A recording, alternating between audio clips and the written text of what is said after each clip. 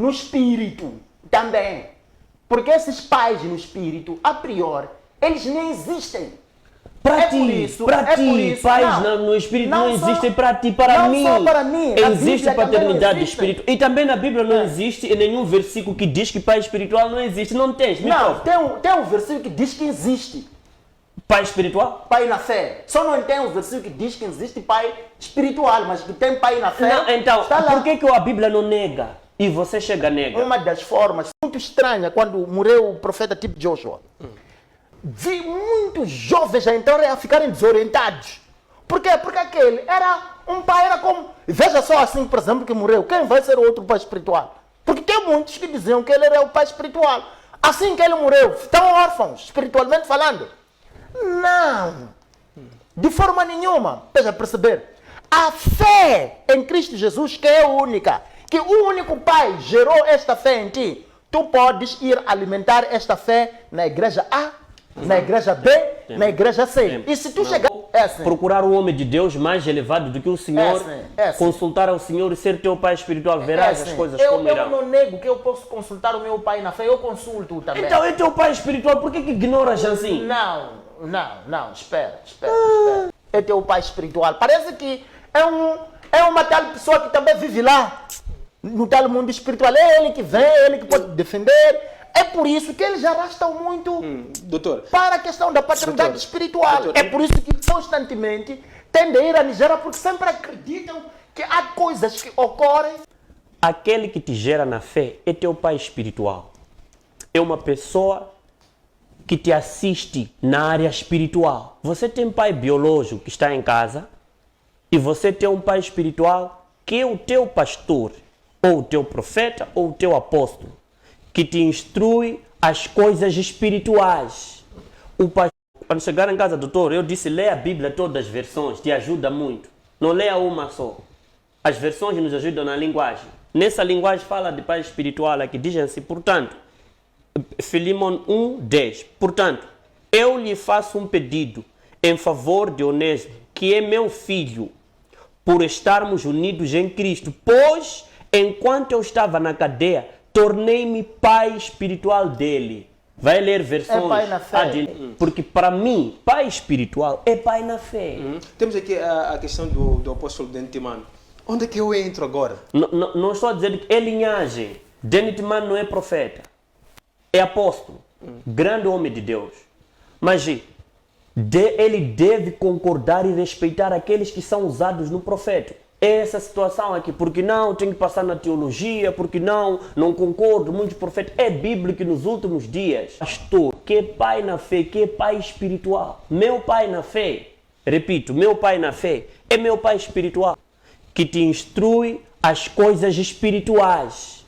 O pai espiritual é aquela pessoa que te faz acompanhamento nas coisas espirituais e te instrui nas coisas espirituais. Não vão com esses pensamentos que diz que pais espirituais não existem. Não está escrito que pai espiritual não existe. Ao contrário, temos várias passagens na Bíblia que fala de pai. E quando fala de pai, está a se referir pai espiritual. Um homem que não me gerou biologicamente e é considerado meu pai segundo a Bíblia, é pai espiritual. Que me faz acompanhamento das coisas espirituais. Obrigado. Achas que se Deus quer fazer alguma coisa na minha vida, quer me usar no ministério, quer me ungir para curar pessoas, quer me socorrer de alguma enfermidade, Ele não tem como descer aqui em Moçambique e me ajudar. Eu tenho que ir à Nigéria para encontrar meu pai.